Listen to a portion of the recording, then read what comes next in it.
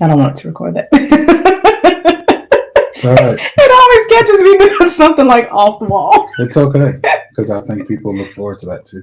And probably so. So welcome. Welcome to another episode of the Yelp Podcast live. Yes, this is our first live episode. I am equal parts excited and terrified, but that's okay. And I'm Jermaine. I am Casey, and we are your hosts. If it's your first time joining us, we are the founders of Yoked, where we're helping to build covenant marriages through love and laughter. And this is our podcast. Mm-hmm. It is. Excited. Here at Yoked, we're all about real stories and real conversations, building covenant marriages through love and laughter. Yes. So since the last time that we were on, a lot has kind of changed, but now we can't leave the house. So We shouldn't leave the house. Yeah. So we a big part of what's been going on with us is that we actually started the process of tracing our African ancestry. So Jermaine has not done his yet. He's going to do his later this year. Yeah. But I've done mine. I've gotten the results for my maternal and paternal lineage. So those results are over on YouTube. So you have to go watch the videos to find out where all of this comes from. Mm-hmm. Yeah. Oh, yeah. So part of the reason that we were doing that was because our big goal next year, this year he turns 40. Next year we celebrate our 10-year anniversary. So our big goal was to go to Africa to celebrate those two milestones. And so we've been doing a lot of different things, dealing with like our African ancestry and tracing all of that stuff and looking at how our like ancestry and lineage plays a big part in who we are today. Mm-hmm. So we have a very, very special guest today, Mr. Jermaine Horton from the Art of Confidence Project. I'm so excited that he is here with us. So he's going to talk to us about some things, and then it'll kind of all make sense as we get going along, because it's like, why is an art person talking about marriage stuff? But there's a point. We always have a point. At the same time. Yes. So without further ado, let's introduce Mr. Jermaine Horton. Hello. Hey, what's going on? Oh, thank you so much for being here. Okay, why are both of y'all drinking out of a J mug right now? That's just what we do. I mean, hey. That's right. Out of a J mug. Okay. One of the mugs would drink out of. Jermaine and Jermaine, both from Chicago. Yep. This is what we're doing today. Mm-hmm. Okay. So we are. Right, if you don't have a pinky up though, you gotta have a pinky up. Go ahead. Well, do it for the people. It's just, See? That's right. Oh my goodness. Okay, so before we jump in, because your thing is the art of confidence, I wanted to kind of look at some things, and I found this beautiful quote I think is going to set the stage for our interview. So Sabrina Carpenter says, "Confidence is the most beautiful thing that you can possess." And I truly believe that having something that beautiful makes all the difference in the world. And I think as we're going to see through your work and your commitment, just how true that is. So we're going to jump right in. And our first question, tell us a little bit about yourself, because I did hear that you were a Bears fan. Oh yeah, I am a diehard Bears fan, as a matter of fact. So I am. What happened? He said, "Why would you be any other fan?" There it is. See, I know I loved your husband for a reason. So, just saying. Well, I am originally from the South Side of Chicago, Inglewood, raised, and I'm one of those individuals that come from a background of a lot of trials and tribulation. I didn't have the glorious childhood that most individuals had. I dealt with going through different systems. I've gone through foster homes. You name it, it's happened. At an early age, I lost my mother, my father, my stepfather, my sister, my brother, and a few other people that were in my life. So most people thought that I would have been one of those individuals that would have, fell through the cracks. And I was on my way to actually doing that. But then I kind of went down a different path, ended up going to the military, stationed in Hawaii, Army, 25th ID, infantryman. And after that, got into law enforcement. And I quickly learned I was not built to take orders from people. So, yeah, I haven't been that guy. I'm not that guy. So, I just knew that I wanted to be my own boss. So back in the day, I used to just be a really good hustler. And what I mean by that is I always kind of had like a side gig or a side thing that I was doing, whether it's my own traveling day spa that I used to have. I used to be a massage therapist.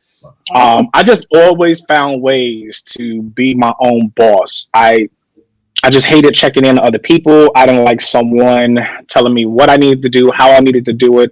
I wanted to live life on my own terms and live life by design, not how it was supposed to be constructed by others. So then I got into photography by accident because literally somebody was supposed to actually photograph my daughter, and they were just taking forever. I said, I'm the best buy. I bought me a camera with YouTube University. And then that's how I started, man. And I ended up going to different workshops and different camps and whatnot so that I can perfect my craft. And the rest became history. Oh, that's awesome. Wow. So I am a diehard Bears, Bulls, White Sox fan. And let's not mention, I am a hardcore gamer too, by the way, just so you know. Okay. Just for the record, the Bears. The Bears. That's right. Yes. Get it right. Yes. Oh, so that's really cool. I didn't know about your military background, but like I'm a Navy brat. My dad actually was in the Army, and then he got out and went to the Navy, and then my brother was in the Army and got out and went to the Marines. And Okay. he is a Oh God, why do you do that? Oh Lord. He's a little crazy. If you ever meet him, you'll understand. It'll literally the first 60 seconds you'll understand. Yeah. But he was actually a military photographer, so he does photography too. So Nice. yes, I love these connections. Those are pretty awesome. So wow, I love that. I mean, that's an incredible story, and it makes me think of like, when the world is kind of like stacked against us, like when we are purposed to do something and be something, nothing's ever going to stop that. No, Right. there's a lot of resiliency in your story. And it's inspiring to anyone who hears it. So I'm inspired, and I kind of went almost through the same stuff. So it's just kind of like, well. Yeah. You guys might be twins. It's okay. I appreciate it. We can be twins. Just might. All they got to do is take his ancestry test. Might find out. Yep. And a matching shirt. That's it. You know what? I was gonna wear the actual same polo. I have it. I had that same exact polo. It's crazy. I mean, I can't with y'all. But I had to have something with my brand on it, so that's the only reason why I did not wear that shirt. So. Yes. I get it. Yeah. I was telling you, he has a branded shirt. I know. And you got one. There you go. Sorry, this is what we do. Hey, I understand. I ain't mad at you. We move together in love. Yes, we do. Okay, so let's talk about this. What exactly is the Art of Confidence Project, and how did this come about? So the Art of Confidence Project it's a nonprofit organization. We are registered, trademarked, and all. And it actually happened with me just trying to help someone out that was going through a situation that I seen over the news. Actually, I was tagged in it before I saw it. A lot of my photography friends, while I was at a conference, it's called the Photo Cookout. an African American conference that's hosted by African Americans to give representation, and while I was there, my phone was just blowing up and I'm like, okay, what's going on? And literally I want to say it was hundreds and maybe even 1,000 comments or notifications of people tagging me saying, hey, you got to do this. And this was with a young lady named Marion Scott, who is out of Jackson, Michigan. And she was denied her school photos because she had red extensions in her hair. And so at that point, I didn't even have an Art of Confidence project. It was just me wanting to do something to help someone out that I felt was wrong, because in that situation, a lot of people pointed out to the fact that they said, oh, well, in the rule book, it says this, this, this, and this.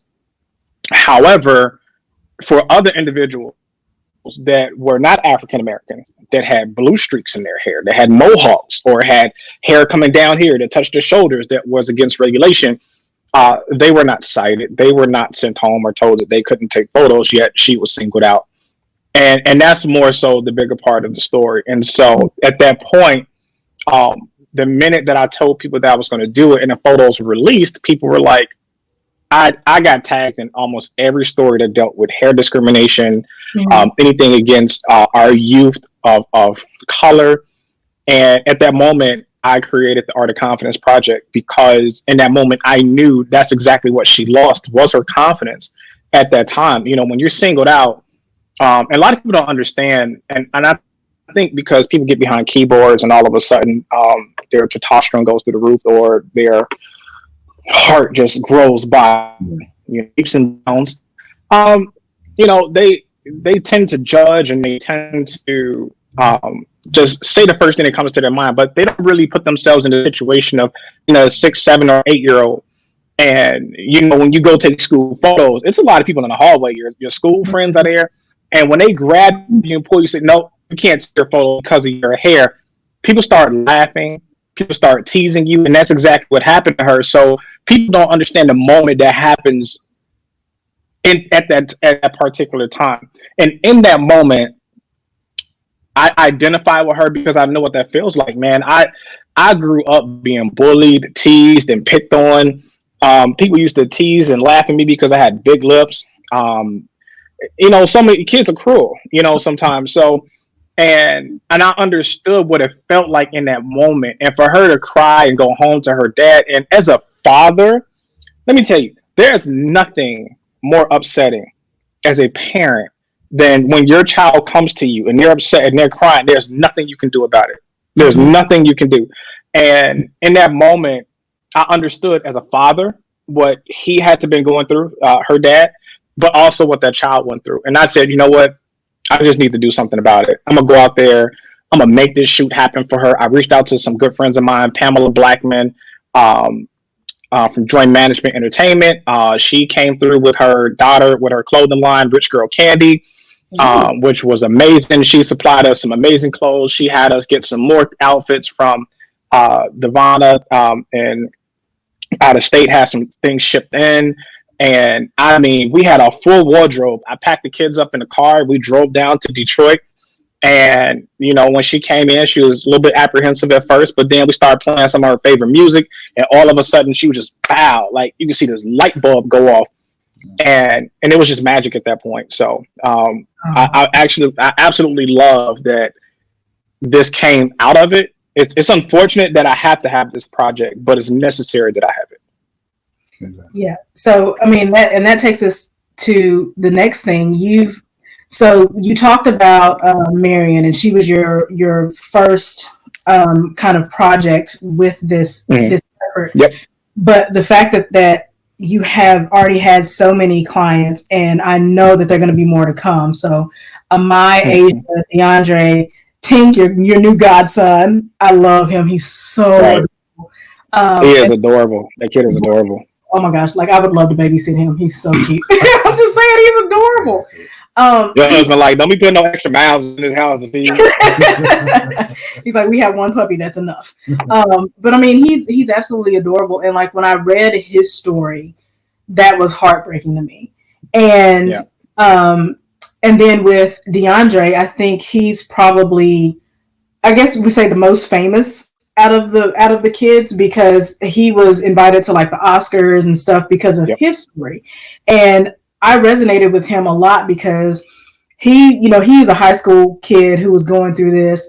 Myself at when I was like 30, I think I was like 33, 34 at the time when I decided to get locks. And I had my own boss, say something, incredibly inappropriate about, he just made some like kind of sly derogatory comment about my hair.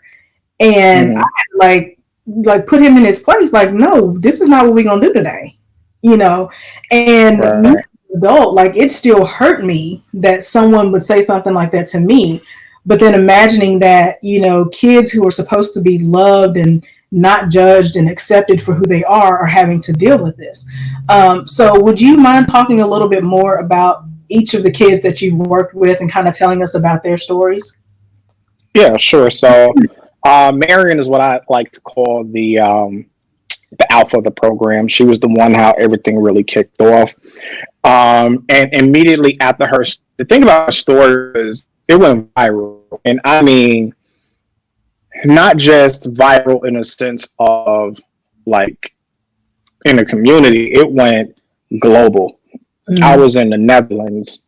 It was in Japan. It was in Iraq. It was in Iran. I had people from London, people from the islands inboxing me on Instagram. I mean, it completely took over. You could not turn on social media and not see this story and not see people sharing it. It had over, what was it, 4.2, no, I'm sorry, 1.2 million shares Wow. for that one. And DeAndre's, I think, had somewhere around 4.2 million in total. So, but it after that, when it was released, it was a flood of storm of people tagging it and people just saying, "Hey, what about this person, that person?" And the second person that came out of that story was Tink. And Tink's story, out of every story that I've ever done in all of my projects, is the most egregious story of any of them. And it's so frustrating that Tink's grandmother is still going through what she's going through right now. And to be honest with you, people don't understand the emotional toll that comes along with doing a project like this. Mhm. They think it's just taking the photos and taking the pictures, and then that's it. No, it's the behind the scenes and you dealing with the pain of these parents and the things that they go through when it starts to weigh on you emotionally and you kind of take in on that emotional toll, and it starts to really make you question a lot of things. It gets you frustrated, and then you have to take time. Like I had to literally take time away so that I can cleanse myself because it was just so much at one time. Because once their story came out for Tink, and he was, young man, 4 years old, who has very long hair. His hair goes down to his back, and the thing is, is that they were told that he could either braid his hair, pin it up, or he can cut it, or he could pin it up like a girl, but he'd have to wear a dress and identify as transgender and transitioning. And I Yeah. keep forgetting it. This is a Christian program, so I can't say what I want to say. So, Just look. as a parent, I feel you. as a parent, look, see, so many people show way more restraint than I do because I'm man. If I had to trace my roots back, I think I'd have been from the soul food tribe. Because when I tell you, in a heartbeat, if somebody would have said that about my child, I don't have that kind of restraint. I'm so grateful that God gives people patience and give people this great strength. Like I act emotionally at times. So I know for I handle the situation that his grandmother did. She was so polite, went there, asked questions. When they said that, she okay, and she went through the proper channels, did what she needed to do. Wouldn't have been me. It wouldn't have been me. I'd slap fire out of every last person in that office. But that's just me. Right. Okay. Right. Yeah. However, but I will say this of that story, it was to the point where they took him and isolated him for quite some time. And that isolation created a situation where a 4-year-old has PTSD. He has PTSD, has to go to counseling, all these different things. And this is a 4-year-old that we're talking about. And the thing is that it's just something with Texas and the situation with hair. I don't understand it, but the goal was, and with each project, the goal is to have a success story come from it. Okay. We want to bring light to all these situations. So the Art of Confidence project is about empowering our youth and restoring their confidence, right? So with Marion, her confidence was shot. So what did we do? We created an amazing platform for her to have her own photo shoot. Now, not only did she get into another school, she's part of the Detroit Pistons program over in Detroit right now. And the owner and CEO actually flew me and my daughter out to Detroit. We got to sit on the court, meet all the players. And my favorite player, Derrick Rose from Chicago, played for Detroit. So we got all the Derrick Rose gear. We got the jersey signed and everything. So now she's a part of Detroit Pistons. Now she has offers from modeling contracts on the table. So she has a success story from it. Yeah. Tink, what we wanted for Tink, it'd have been great if he got the glitz and the glamour and all these other things that came along with it. The thing was, we wanted to get him back in school. Him at 4 years old, he was so upset at the fact that he could not go to school, that he could not be around other children. So when you're stuck seeing your grandmother the entire day as a 4-year-old, you're just like, all right, Nana, yeah, I love you, but I want to be around people like me so that I can have my social skills and build that up. Mm-hmm. And so what I ended up doing is, me and her grandmother, his grandmother, were looking for different schools all over that would take him. And because her situation was so high profile, they even arrested her they arrested her because she sent him back to school. She had to go to work. So she sent him back to school because she felt it was unfair for her child to be singled out like that. Now, of that, it created a lot of legal issues for her, and one that she's fighting to this day. And it's so frustrating. So, Tink, I want to say that I'm really happy that not only did he get into another school, he's in one of the top Montessori schools in Texas right now, and so we were excited about that. He's in karate right now. He's excelling. He's back loving things with his Gaga now. So, I'm really excited that they're back together again. And he's, not dealing with worrying about being isolated, because that was something that he had to overcome as a 4-year-old. And after that, we had a situation where there was another hair issue. This time it was the Black Nutcracker, where you had 2 siblings that got kicked out of the Black Nutcracker because they wore braids. And I said to myself, wait. The Black Nutcracker? You get kicked out of the Black Nutcracker because you have braids? And at that point, I just said, what's going on in the world that we know about, then stuff that we don't know about, that we don't hear about. And their story made national news as well, too. And so I reached out to her mom, to the mom, which is Lisa Skinner. And let me tell you, Lisa Skinner is probably the most, I call her a pit bull in a skirt. That's what I call her. When I tell you that this woman is relentless about advocating for children and children of color to make sure that they're not discriminated against, she is the one. So when they did that to her kids, they had the wrong one. This woman had receipts. You thought Walmart and Target had receipts. Yeah, look here. This woman had, when she got the receipt, it just rolled down. Like, it was insane. So there was nothing that they could even do with her. And I said to myself, I'm like, all right, what can we do to bring light to this situation? And so I flew to New York, just like I drove to Jackson. I flew down to Texas, and then I flew to New York, and we went to Harlem. And in Harlem is where we met some individuals that had the Harlem American clothing line. And with that clothing line, they actually let the girls use that to rep, where they're from, which is Harlem. And the thing that I'll say about their situation was, here are some girls that wanted to get into something about arts. They weren't, how can I put this? Trying to be very Christian or professional as I say these things, man. I'm trying to tell you. You look. They You were. You're right. Just say what you gotta say. It's fine. God gives These grace. were good kids. These were good kids, right?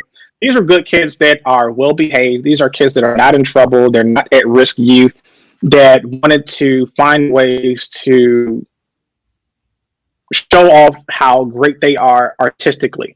Mm-hmm. And to be told not something that was in script or something that was mandated, this is something that the person on the fly decided, oh, you know what? There's a donor that's coming in that's not African American or of color. And this huge donor did not want to see braids or a certain kind of hairstyles at that production. And that's the reason why they were not allowed to wear braids. And that mother brought that to light. And then so much came from that. But we came out there, and again, the goal is to restore their confidence. Mm-hmm. And when we came out there, we had them get right back in their gear. And I mean, they killed it. And you can literally see their confidence just shining through. Not only that, we had an interview with Now This News, who was there as well too. And every last one of those projects were covered by national media. Mm-hmm. So it's been CNN, NBC, ABC, I mean, BET, all these different places that they're being showcased on. And from that, what happened was they ended up getting accepted into one of the top performing art schools, which is in Harlem.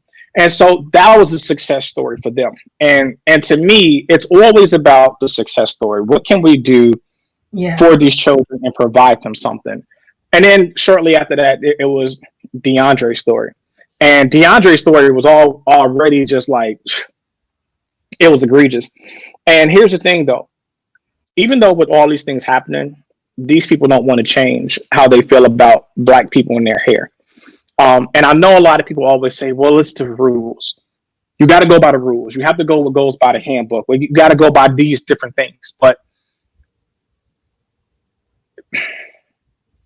all right, forget it. So those rule books, first and foremost, were designed back in the day, back in the 60s, 70s, early 80s, where they only catered toward European people. So when you talk about different kind of hairstyles, you're literally talking to people not of color.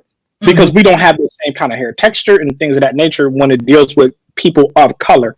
So there's nothing in there about dreads and long hair, things of that nature, because, you know, kids were taught, you know, have a neat haircut, do this, do that.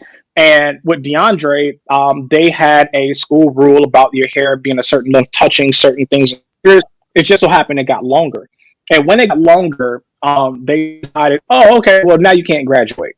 And so this is the reason why you've seen so many celebrities that said, DeAndre, do not cut your hair, because that's what they want him to do, for him to walk for graduation. Let me tell you what the funny part about that is, though. Let me show you how God do. So they wanted him to cut his hair so he could walk graduation. Imagine if he cut his hair. He still can't walk for graduation because can't nobody walk for graduation because of COVID-19, right? That right there. So imagine if he would have cut his hair. It would have been for what? For nothing. He can't walk anyway. So at the end of the day, what happened was supposed to happen. And we decided to go down there, flew down there again to Texas, back to Texas again. And I said, all right, come on, let's do this. And we got some amazing shots. And DeAndre was like, man, I love this. And to see how his mom reacted, his mom was she was just back in the cut, man. Like a lot of my moms, I got to tell them, all right, look, they start turning to mom manager and stuff like that. And I got to put that firm hand. And I'm like, all right, mom, I need you to step out of the way. Let me do my job. You're making it harder for me to get the emotions that I need to get out of the children.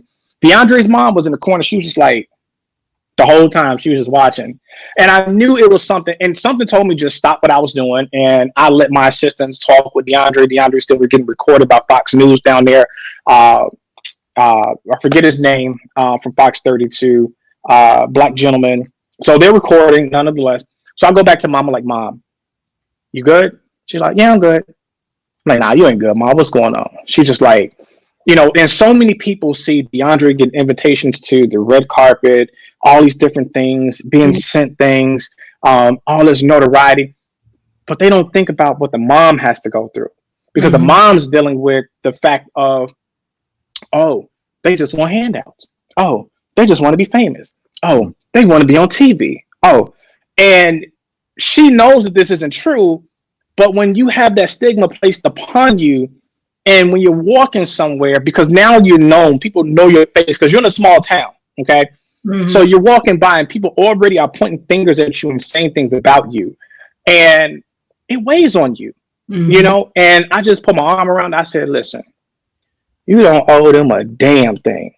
If people are going to ask your child to be on TV, if people want to send your child gifts, if people want to give your child money, if they want to do whatever they want to do, accept it, because nobody asked you to be in this position that your child had to be here in the first place. So this is a direct result of them what they did to that child, because even though he's 18 now, he's still a child.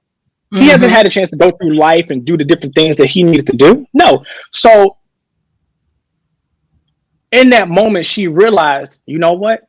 My son does deserve this, because now my son is being ridiculed and and here's the other side that people don't see, the social media side, because he's on social media. Mom's on social media. So you have people in the news on CNN that are saying this is a bad thing. You got people on Fox News that are saying, oh, he should have listened to the rules. So now this trickles down to his community and to the community leaders. And when they have conversations with the community leaders, they're listening to the people on Fox News. They're listening to those individuals, and they're not even giving DeAndre a fair shot.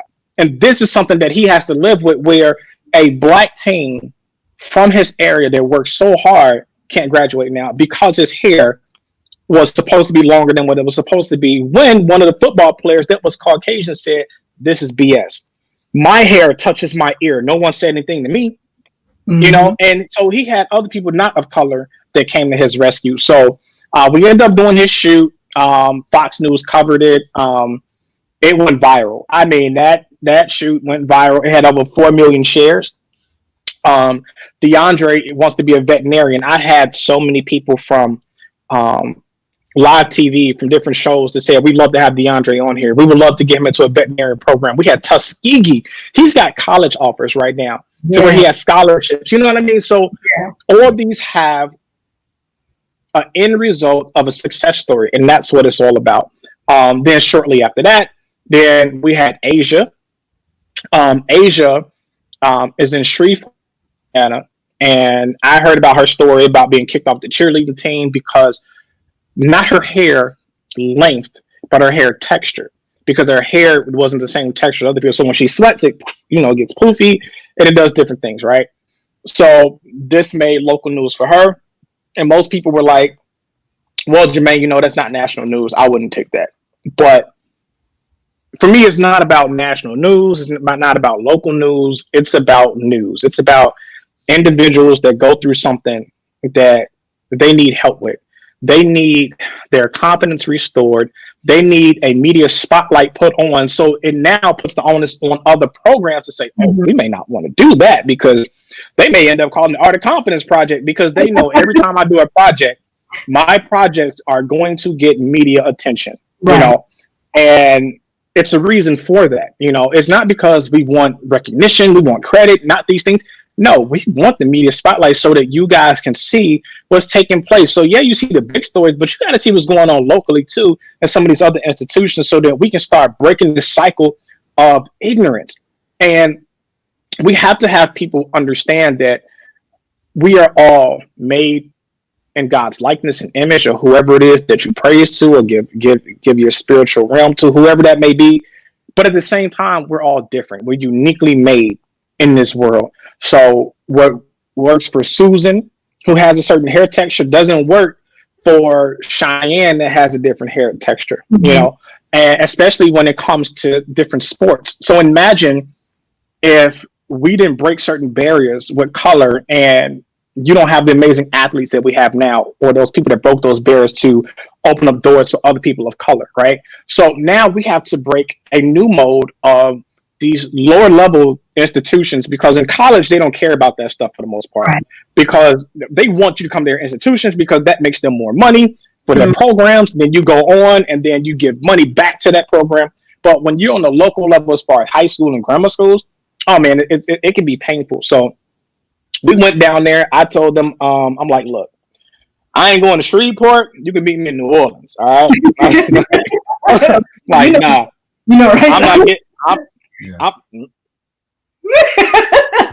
So I want to. I'm like, you're not gonna get me with no DWB down there in Shreveport. So you yeah. So we went down to New Orleans, and I had her put on her gymnast outfit, killed that shoot, and then after that, so she got kicked off the cheer team.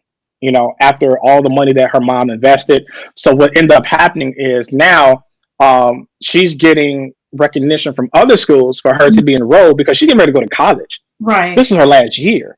So I have been personally working with LSU to get her into LSU for school down there. And I have some good contacts down there. We're working with some people right now that's working on her with some of her testing so to make sure that she can get into that school.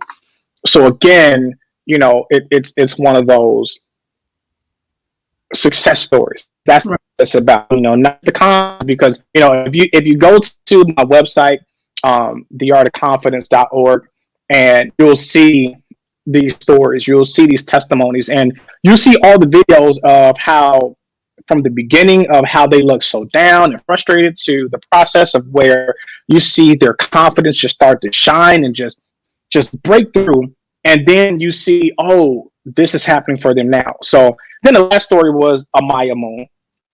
Now, let me say this real quick. My project was supposed to be for everyone.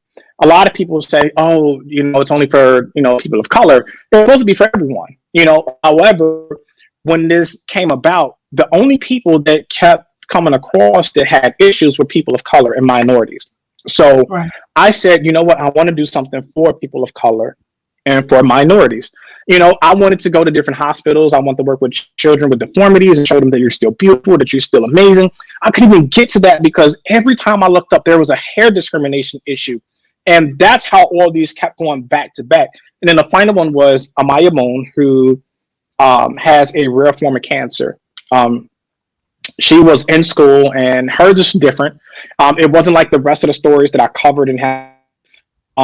She was bullied, and someone snatched off her wig because she was going chemo, so she was losing her hair.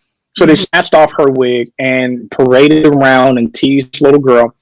And she called home crying. She didn't want to go back to school anymore. Mom spoke to her, had her back to school. But can you imagine going back to school after, when you feel like your hair is coming out? I've never been a cancer patient. I do not, by any means, want to say that I know what they're going through. I have no idea what they're going through. But I can only imagine, as a child, that if you once had beautiful hair, long hair, and because of this, your hair has fallen out, and now you have to wear a wig, and you're already subconscious about not only your hair falling out, but then because you have a wig, because people know that it's a wig when you usually have it on. But then to have it snatched off and paraded around, that has to be the most demeaning feeling in the world, to be in a room by yourself and say, man, these people are looking at me. Oh my God, they can see my head. It stripped her of her dignity. It stripped her of her pride. And in essence, it almost kind of stripped her of her. Because what that wig was doing, it was concealing the fact that she was going through pain because of her condition or her cancer. And when I saw this, I was like, oh no. I have to do this story. And I'm thankful that I have such a great following of individuals that always end up tagging me, and they'll end up reaching out to the parents. And usually in my photography community, which is one of the best communities in the world that I'm a part of, they know somebody that knows somebody that know of someone that someone. And we got connected with her. And when we got connected with her, I went down back to Texas. Good Lord, Texas. So went back down there to Dallas, and I said, you know what? Amaya, I got you. She was like, all right. She was like, I'm like, you ready? She was like, yeah, I'm ready. Like, you can tell that even though, and let me tell you something why she's so brave to me. Her hair was starting to grow back, right? Now, I know for those photos, if it was completely bald, it would have had way more of an impact versus like a little small afro or whatnot, you Mhm. know. And I told her that, and she decided that she wanted to shave. She said, "Don't worry, I'm shaving it off because I'm beautiful with my hair like with my head like this." I said, "You go, girl. That's what I'm talking about, right?" And that's just from our consultation, from our conversations, letting her know, like, hey, you are beautiful, you are gorgeous, you are everything that you were before your hair fell out. There's nothing different about you. And I started letting her know of people that had shaved heads or people that had hair that have fallen out. They're amazing today. And when we did this photo shoot, I mean, it took off, and people were like, then the news was there covering it. We had bloggers there that was covering it. She had people from the NBA that actually brought her down to a game, gave her signed shoes. Miles Turner from the Indianapolis Pacers. I mean, just love from all over. And after that, you can look. She has not worn her wig. She is no longer wearing the wig. She's Yay. like, she's like, oh my God, I look good like this. My hair looks great. Like, I'm like, yes, you look beautiful. You are adorable. You are gorgeous. You are perfection at its finest. And she started carrying that swag with her. I watched her go out to get some fresh air on live with her mom. And you can just literally see her just a completely different person, not even caring about that wig anymore. And that's what the project is about. And I'm sorry if I got long winded explaining the different stories, but I think it's so important to give it context and let people know that. So, and for her, her success story was I reached out to some people that were friends of mine. And actually, the very first project from Marion, that project allowed a certain doctor who was the head of radiology for the biggest children's hospital in the entire country to reach out to me, and I got them two connected. And so we're trying to find a way to get her. There's a treatment that can possibly help her, but they don't have any right now. So we've really been trying to find ways to her process she's going through, and that to me was what it was all about. So the confidence has been restored. That's there. She had amazing people give her gifts and things of that nature. But the biggest thing from that was, let's find a hospital that can help you and don't have to worry about, you know, mom being strapped for bills and trying to figure out how she's going to pay for these different treatments and things of that nature. And that's the process that we were working on. So those are all of our projects. We have another one that will be coming up hopefully when this COVID-19 is over with. And this one's going to be a little bit different, but it's probably going to be the most impactful and controversial one that I am going to do to date. And that one is going to be highlighting the parents and the children that are being trafficked. Oh, wow. Human sex is extremely devastating going on in the world today. It's at an all-time high. And a lot of people don't know it's a lot of people of color that are just coming up missing. So a lot of people, here's the thing, is that when non-minority individuals end up missing, they're missing. When it's people of color or minorities, then they're runaways. So they're classified different. And this was something that was taught to me about a parent. So what I'm going to do is I'm going to have parents hold up photos of those individuals so we can give those children confidence wherever they're at, and hopefully make it's going to be something that's going to be all over the place. And we're hoping that people in those around those areas and surroundings see those individuals with those photos, and they say, "Oh, okay, I think I seen her." Then they call a hotline, and then we can start bringing some of our babies back home. So that's one of my next projects that I'm working on to have done. Okay. I mean, do you want to say something? Yeah. So I had, kind of researched you and knew about it. This was his first time hearing the story and knowing what was going on with these kids. And so I wanted to ask kind of a twofold question. Like, how do you see, whether it's because you've experienced with the kids and their parents, like how has their psyche or their mental health been affected by being in these situations and like losing their confidence? It's one of those things where, if I'm being perfectly honest with you, in the Black community, we're not taught about mental health. Mm-hmm. In the Black community, it's always been shut up crying. I'll give you something to cry about. You Mm-hmm. know, it's always been those situations. So it's just been recently now where people of color are accepting that therapy actually works, that counseling works. But I've seen it on a devastating level for more so the children, but more so the parents, and more so with Tink's grandmother, which is Randy. And I've seen it literally throw her over the entire edge. And it's the reason why she knows it, but it's not one of those things that I want to keep continually calling her, telling her, hey, I'm doing this, I'm doing this. Sometimes you just work behind the scenes in silence, and you announce your moves later. You don't have to announce everyone what you're doing and your process. And my goal has been to get her vindicated of those crimes that they said that she did, which was egregious and just crazy. But it put her in a position where her mother is sick, and because of that felony, that was a felony that was actually on her record for sending her child back to school, and they made it child endangerment. That's what it is classified under, child endangerment, the welfare of a child or something like that. So she couldn't the state to see her mother that was sick. So when you compound that to where now this woman can't even get a job because that's on her record. She can't get a job. She can't go see her parents. It's one of those things where it really makes you question, is life fair? Do you want to live anymore? Mm-hmm. And are situations that some parents are put in, and the general public never know because they're too busy making memes about it. They're cracking jokes about it.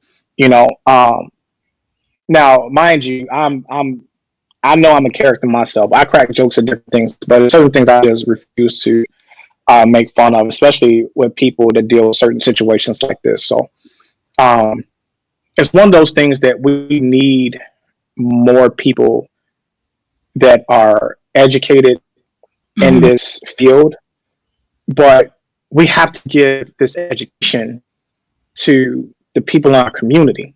Mm-hmm. And it has to be done on the level of our youth, because the youth are the people of our tomorrow. So because some of the older folks don't believe in counseling, they don't believe in those certain things. So you got to start targeting the youth and letting them understand that, hey, this is okay. That it's okay to get help. And that's I just feel like most of our communities are lacking that, and that's the reason why we don't have the resources. Yeah. You want to say something? I'm still processing. It's a lot to process. It is. It's a lot to take in. And when we sent out the invitations for this recording, I was really hoping that we would have, some of our non-minority people come, because even though these are, typically issues that are specific to our community, it doesn't, it's going to go further if we have people who are not in our community understand what we're fighting against, can hear it from, a different viewpoint, and choose to not be ignorant about the issues that are going on, because we can only fight so much by ourselves. Right. It's going to take all coming together to really make this right. DeAndre's classmate coming in and saying, hey, this is not my issue, but what y'all are doing is wrong. You can't treat people this way, until we have allies who are really, willing to stand up and say, hey, I don't care what you think about, somebody being a certain color. A person is a person. We're all of them. Like you said, we're all created in God's image. Right. We have to treat each other, the same way. And understanding that when you have someone who is dealing with all of this stuff, mentally and emotionally, it's not just impacting that person, that spills out into the community. Because if you have a kid that has, no confidence, low self-esteem, they're, more likely to be like, well, nobody cares about me. I'm just going to do X, Y, or Z, which ends up, negatively affecting other people. Mm-hmm. When at the root of it, all it takes is to say, hey, you are someone who is loved, and I love you, and I care for you because you are part of my community. And, you don't have to worry about putting all these different restraints in place. if you love people first, you don't have to like stop them on the back end. Right. So I don't know. Because I mean, like for me, I know I'm talking because you're talking, Yeah. but like for me, when I was growing up, I didn't have a lot of confidence in myself, and I made a lot of bad, personal decisions. And growing up, I made a lot of bad professional decisions because I wasn't confident enough in who I was, Right. to be the person that I wanted to be. And even before he and I met, like I had so many terrible relationships because I lacked the confidence that I deserved to be loved in a certain way, that I was just hanging on to whatever dude would give me the time of day, and staying in really toxic relationships because I didn't think that I deserved better. And Right. it's a cascading effect, like ripple effect, Yeah. when It you is. when you don't love yourself and know yourself. And that's why confidence is huge in every aspect, and it starts with your youth. And when you're taught early on certain things, it makes it so much easier for you to fight against and have a chance against the world. Mm-hmm. Because the world we know it, hate and evil just evolves. It starts at one point, then it manifests into something else. Mm-hmm. And it's the reason why women stay in toxic relationships, because they lack the confidence to say, hey, you know what? I can do this on my own. I don't need you. I don't need you to tell me I look a certain way, or I don't need your money. It's everywhere. It's confidence in school. Or, confidence is the bridge to every successful portal that you want to take. And it's the reason why I named it the Art of Confidence Project, because the confidence, if you have confidence, it's almost like having a superpower. Mm-hmm. You cannot tell a person that is confident something that's not what they believe, and then believe it. And what I mean by that is my daughter. I'll give you an example. My 7-year-old, Maije. For my 7 and my 4-year-old, Jeremiah and Maije, I call her beautiful. When I call her name, hey, beautiful, how are you? Good morning, beautiful. How are you, beautiful? I say is so much to her is mundane. So when someone tells her, you're not cute, I'm beautiful, I told you that, my daddy, and I know I am. Like, there's nothing. Once you instill that early on, then they know, like my son, hey, handsome, how you doing? Come here, ham. Come here, handsome. Hey, handsome.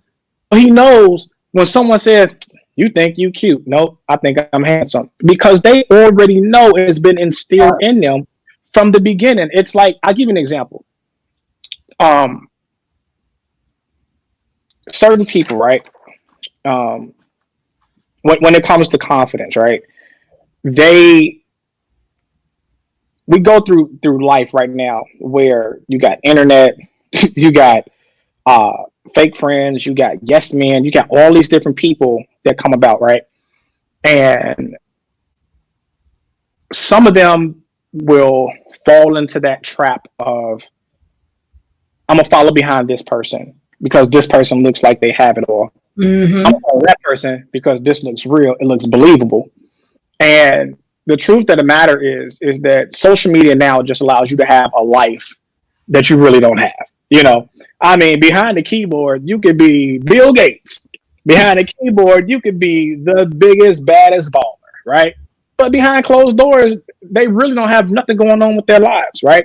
Mm-hmm. So if you can instill within your child at an early age, hey, you don't need this person for this. No, follow your way. This is your way. And that's how you end up having prodigies. That's how you end up having people that's, to you say, oh my God, that looks weird. Why would they wear their clothes like this? Why would they wear that jacket with those pants? But then all of a sudden, that same crazy person that you think is crazy ends up becoming what you would call a trendsetter, because so many people follow trends. They follow trends. Then it's that one person that says, no, I don't want to do what they're doing. I'm going to do what I'm doing and go to the right. And now people follow that trend because they're the trendsetter. So That's confidence. You know how much confidence you have to dye your hair a certain way, to be Oh, different than someone else. oh You know yeah. how much confidence you have to go through the process of growing locks, because you know what that process looks like. The end result looks great, but that process, you gotta have confidence for that. And when you can have that type of confidence, man, it gives those children the armor that they need, so that when people start throwing insults, pew, pew, just bounces right off of them. Yeah. And that's why it's so key. And I always tell people, your children should never have to look past the front door for a role model. They never should. Yeah. Right. You're right.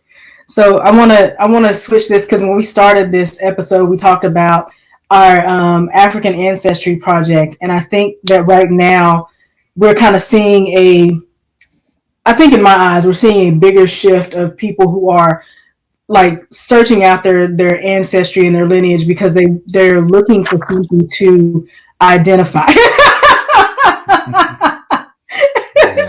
Right.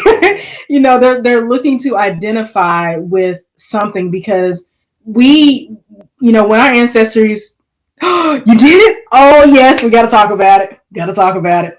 I sure did. So like when our ancestors were brought over on slave ships, like our identities were taken away from us, and it burns me up when people are like, well, you can just go look in the historical records, and like we don't have historical records like that, because we were documented as property and chattel, and not as human beings. So it's not as easy for us to find our direct ancestry. And I mean, I think we're getting there. Like African Ancestry has, can tell you exactly what tribe you're from, where your ancestors are from, and where they're located now, and you can learn things that way.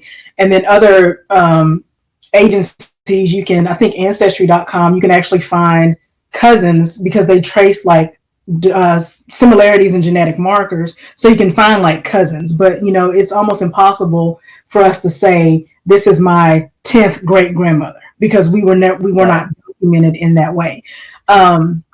So the question that I want to ask, like, how do you feel our confidence in being African American today in this country is linked to our ancestors? And I want to know your results too. See if we're cousins. We might be cousins. You know what?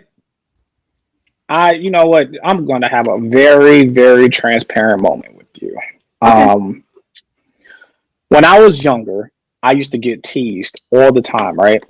And I used to get teased because they would say, your lips is big. And I had a big butt, right? I had a stupid, it was Jesus. Yeah. They used to tease me. They'd be like, hey, big lips. Hey, Horton, here's a who. And like just all these things that they used to tease me with, man. And I used to at that time, I'm gonna be perfectly honest, I hated being black. Because let me tell you why. Because on TV, they showed the perfect Caucasian families, the Brady Bunch, all these different families that you looked at, and you were just like, wow, oh, that's how it's supposed to be. Oh, that's really real. Because at that time, TV was a gateway up to what you perceived to be real. Mm-hmm. And at that time, me being teased, I hated my lips. Like I used to go around school just like that, tucking my lips in. I used to suck my butt in because I didn't want people being like, your butt too big and all these other different crazy things. And it wasn't until I got to high school. And when I got to high school, I was a freshman, and they were still teasing me. I'm like, all right, grammar school over with. I'm a freshman now.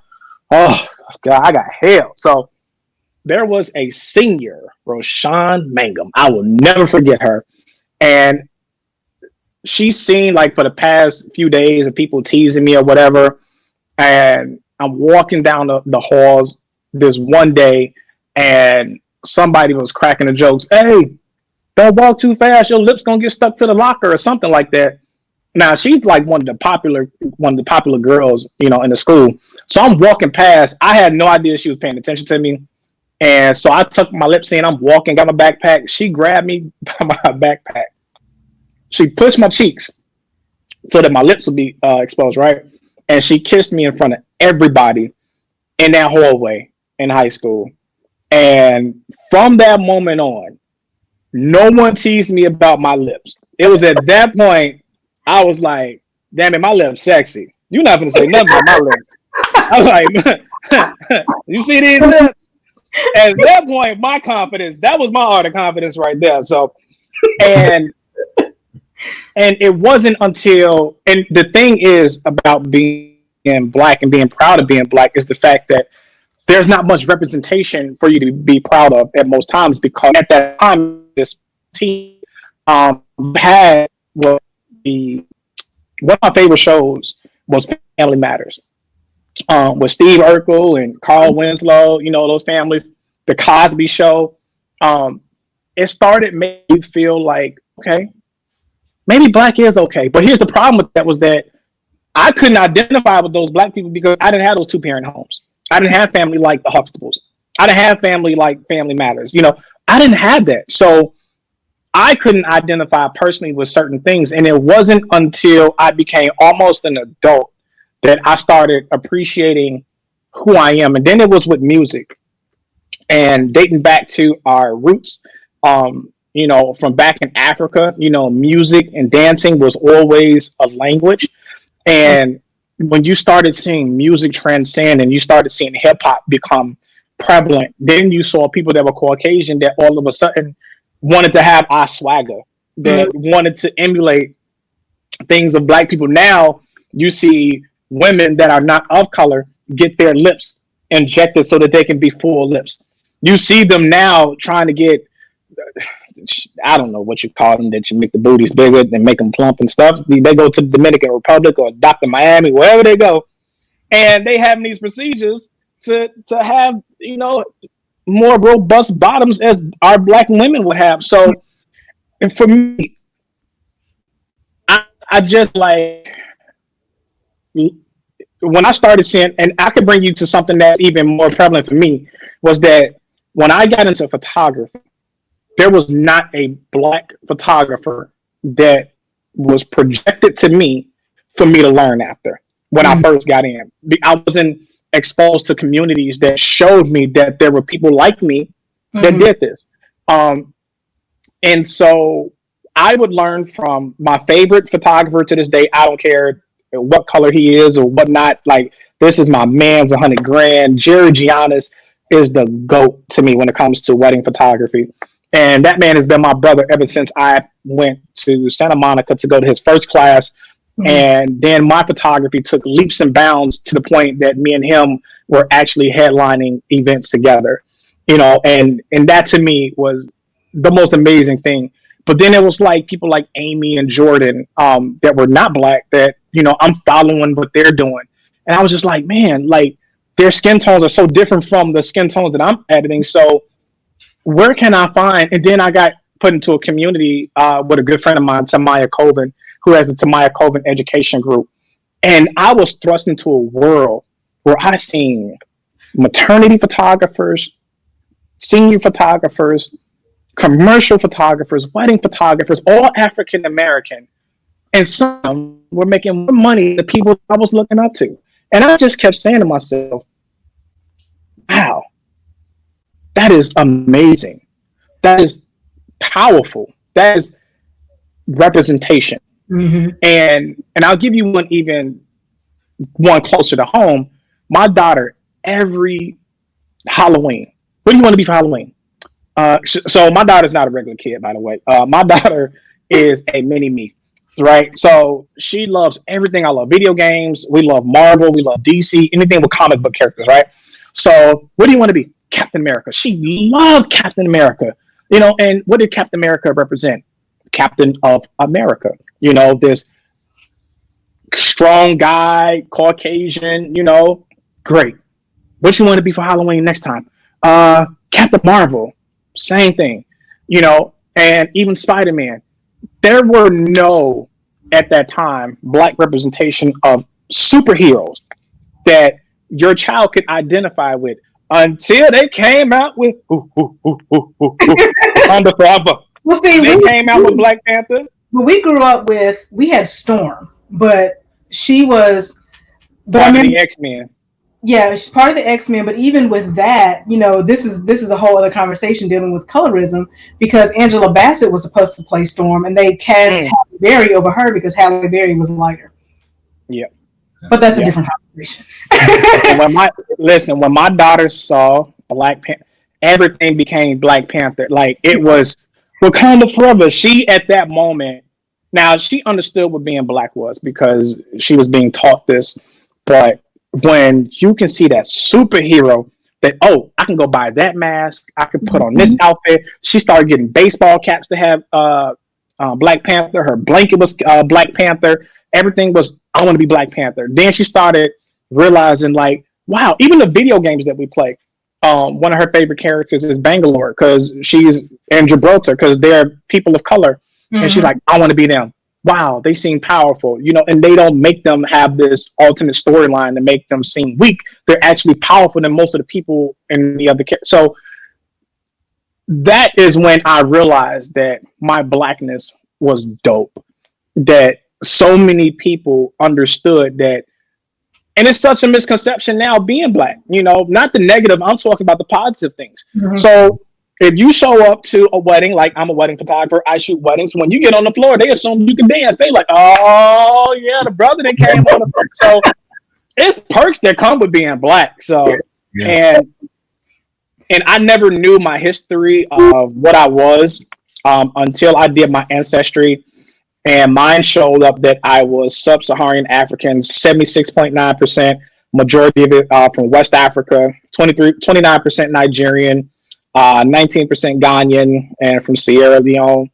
Um, and I think I had Southern East African, 11%, European, 19.4% European, Mhm. uh, Northwestern European, 17.3, 11.8 British and Irish, 5% Northwestern Scandinavian, 0.5, and then I had East Asian and Native American. And so the misconception, because I know a lot of black people used to be like, I got Indian in my family, right?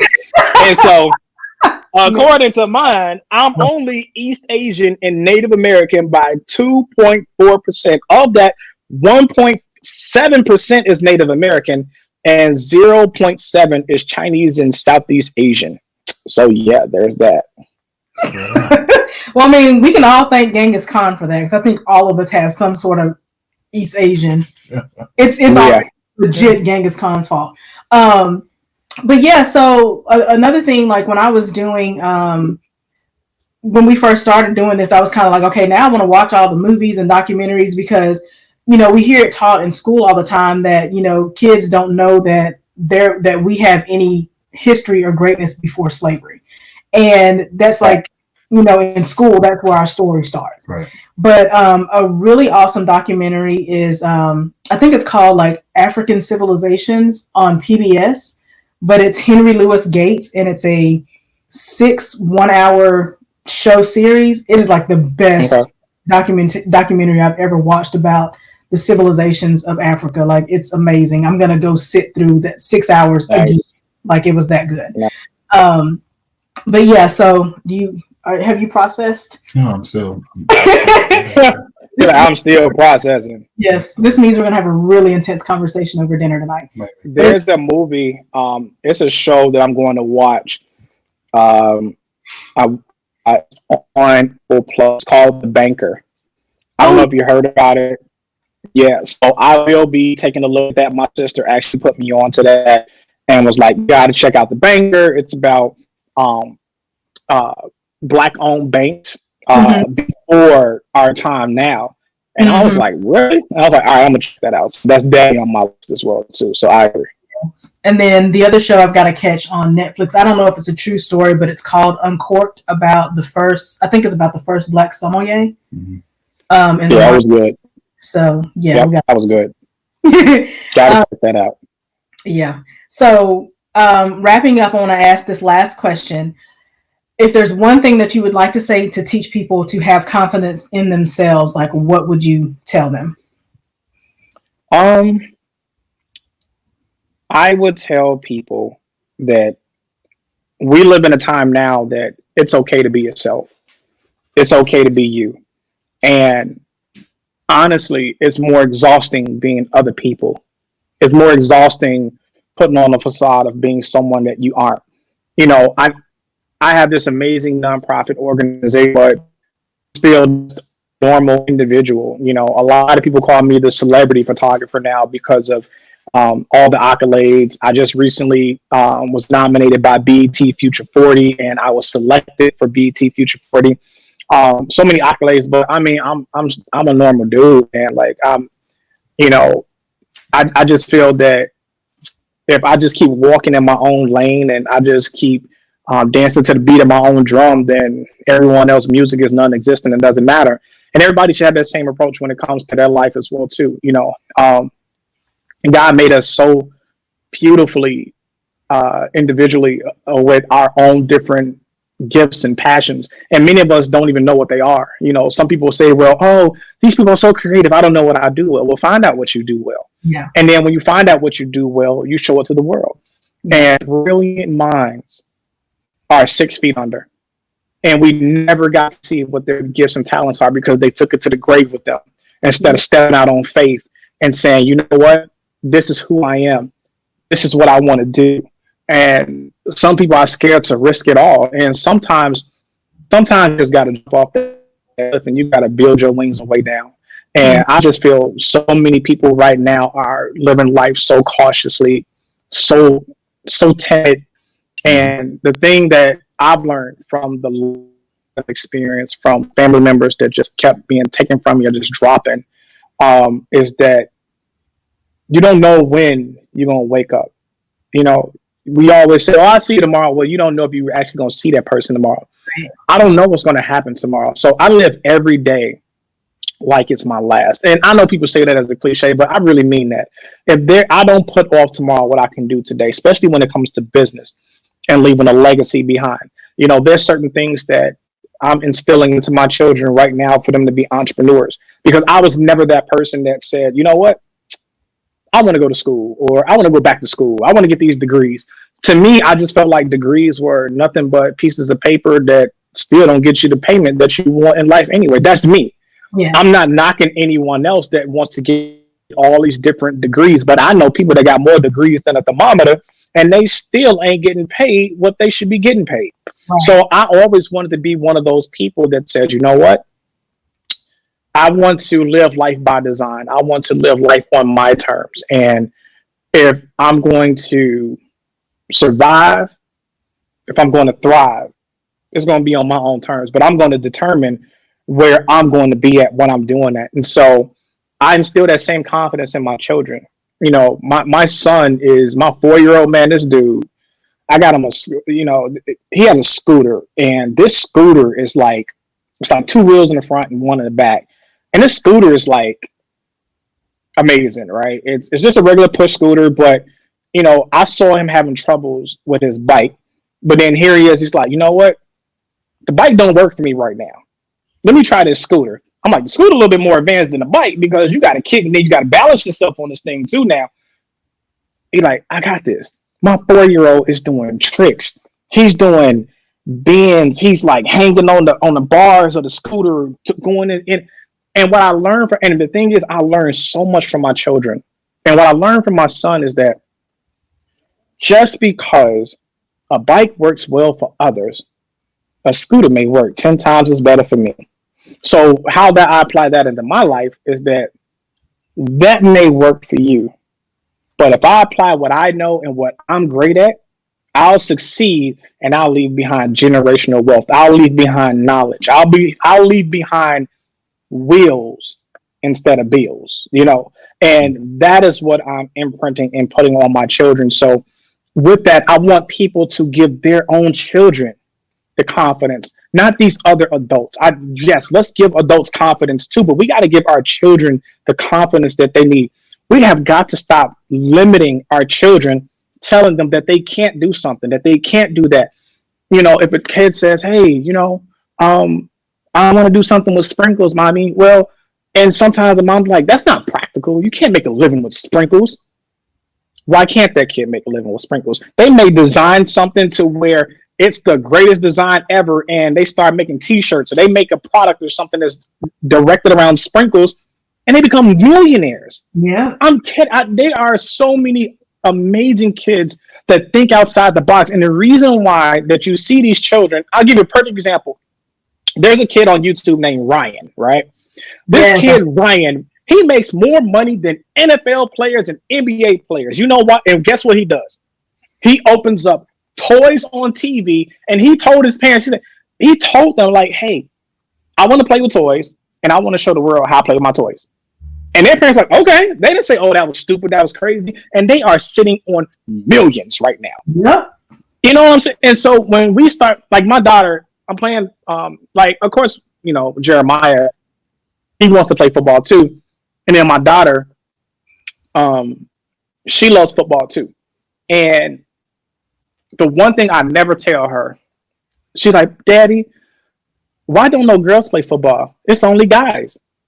Now, most parents would be like, because girls don't play football. You know, they're not strong enough to play football. I'm not telling my daughter that.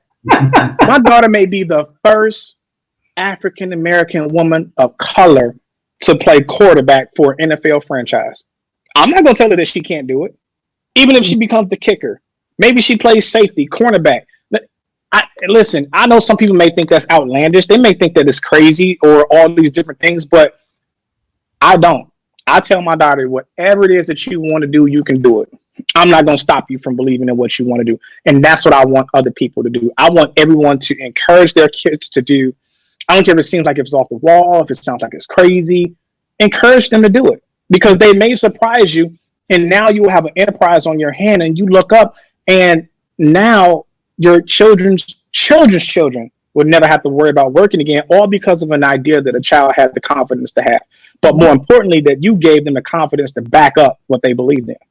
Yeah, you're right. I love it. That is perfect. It was absolutely perfect. Jermaine, you still processing over there? Jermaine still processing? I mean, the only thing I can come up with is confidence that equals the volume of my narrative. That's about all I can come up with. I like that. You see that? He processed that whole time and came up with that one line. So you got to put that on a t-shirt. As long as the volume of my narrative outweighs the other person, I'll be okay. That's right. Absolutely. He doesn't say a lot, but when he does, it's pretty profound. I love it. Look at your wife got your back. Speak. It's profound. He is. Look, I love his brain. It's okay. I love it. Anyway, that's another episode. Okay. Jermaine, thank you so much for spending time with us tonight and talking to us. Like, this was just an absolutely amazing conversation. Thank you for all that you're doing for our community and for our children. And we just pray that God continues to bless you and bless the work that you do. And whatever we can do to support you, we are here for it. So thank you so much for being here. Thank you guys so much for having me. I appreciate it. They can go to my website, to the Art of Confidence Project. I'm sorry, theartofconfidence.org is the website that you can go to. If you know people that want to help donate, this is something that literally that I pretty much do on my own time until, we get the funding to come in. So the Ubers, the airfare, hotels, traveling, helping these beautiful, amazing children. All of this is usually done on my own dime, out of my own pocket. We've had maybe like 1 or 2 substantial donors that kind of helped out with certain projects, but we could always use more help, especially for this next project that I know will probably help bring back a lot of our amazing children from human sex trafficking as well too. So you can follow me on Instagram, the Art of Confidence Project as well. Twitter is Art of Confidence, and on Facebook, the Art of Confidence Project. All right. Well, thank you so much. Thank you everyone for tuning in. We'll put our social handles down in the comments because we want you to go find Jermaine and all of his beautiful work. We'll be sharing all of that as well. Mm-hmm. Anything you want to say? Thank you. Thank you for coming out. God bless you. Good night.